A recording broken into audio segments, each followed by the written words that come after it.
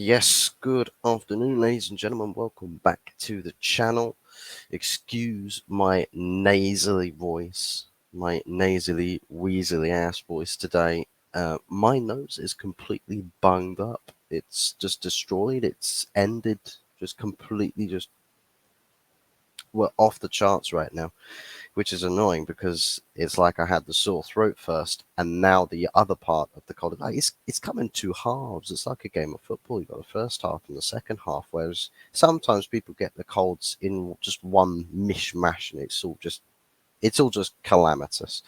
But we are back with the first video today, and we are addressing the ONANA set to have the Here We Go today.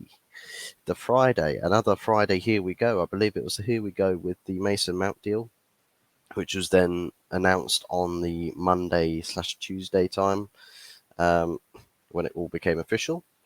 We are supposedly going to have the Here We Go happen today after basically everyone was staying up to stupid o'clock this morning, basically just watching the Twitter timelines, just waiting for that the breaking, the exclusive, either from Ornstein exclusives like the bombshells or the Here We Goes from Fabrizio Romano. But supposedly today is the day. It is deal day. It is Anana's day. And people have started whipping out the Rihanna jokes now. It's all started. It's all beginning. The cringe. Let the cringe ensue. Let the cringe ensue.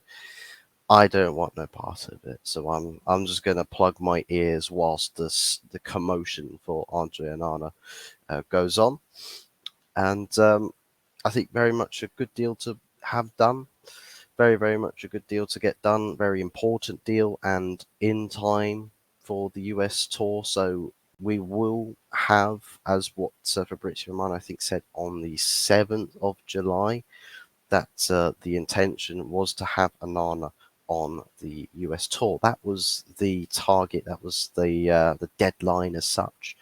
And by the looks of it, they're actually going to finally get it done, even though, despite previous reports talking about the Wednesday, Thursday deadline for the deal to be concluded by. But that obviously hasn't happened. You know, we've had deadline after deadline after deadline after deadline. It's just constantly been, just shifted back a couple more days. Just give it a couple more days. Just give it a couple more days. And finally, by the looks of it, we're drawing it to a close, which is about time. It is about time. We're going to just go over what the supposed structure of the deal is, what it's currently sitting at. So I think personal terms between the player and the club are supposedly sorted. So yeah, its personal terms are all agreed and everything. So it's just the case between the clubs to find the middle ground and to find the deal agreements. So it's the final verbal proposal was made during talks today, which was yesterday. To Fabrizio Romano's understanding, it was 50 million euros fee plus 5 million euros add-ons. The structure on how the add-ons will be paid, or what the add-ons will be subject to be, are just currently the only things that are left to be discussed. And once the handshake happens on that area of the deal, that completes it, and that will then cause the outbreak of the news that the Onana deal is Here We Go, and because personal terms are agreed, deal should complete itself. Happy days, no problems, no dramas, no problemas, and always a positive to see that we get the deals done ASAP. Because obviously we want to get players bedded in and prepared for the new season. Supposedly, Onana is sad that he's having to leave Inter Milan, but take everything with a pinch of salt. You never really, truthfully know what's going through the players' minds when the transfer activities happen. And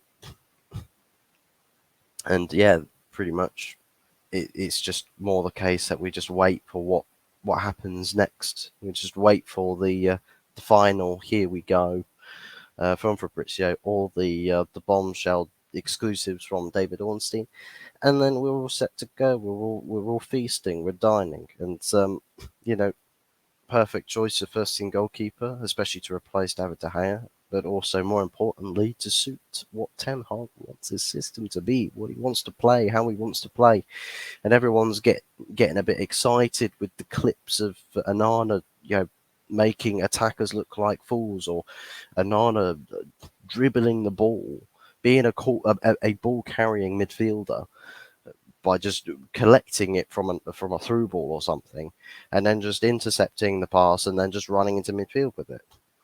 Maybe we get Andre Onana the midfielder. Maybe Onana starts at CDM and we just play Tom Heaton in goal. Maybe that's a plan. Maybe that's plan B.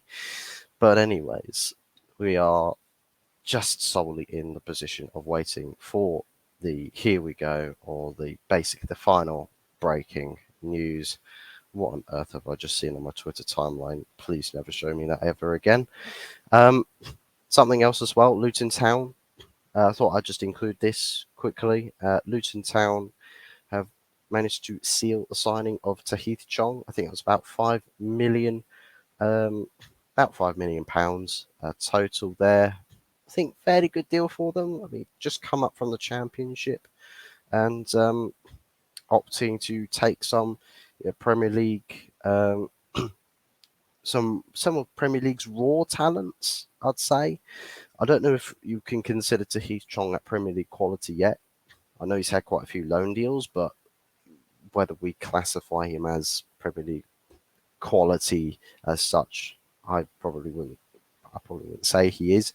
I think he is definitely more sort of a Championship level player. But then again, sometimes the newly promoted teams, you get players that have potential to do something special that are currently at Championship quality, complements the level of the squad, but more importantly, can exceed the ceiling, can break through the barriers, and might end up being a very, very ideal profile of signing to aid in keeping the team in the Premier League, to surviving relegation, and to not end up going into a sort of yo-yo club state. So fair plays to Luton Town. They're recruiting well. They're doing what they can to set the foundations, to ensuring that it's not the case that they are immediately relegated as soon as they come up from the Championship. So fair plays to them.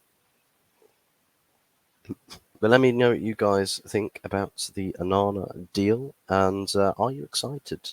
Drop your thoughts and feelings in the comment section below, as well as what you think about the Tahith Chong news, whether you think that's a fair deals, or whether you think United should have opted to kept the player. Personally, I don't see Tahith Chong ever have made it to the first team for Manchester United. So for me, it's another one of those where it's like, well, it's necessary.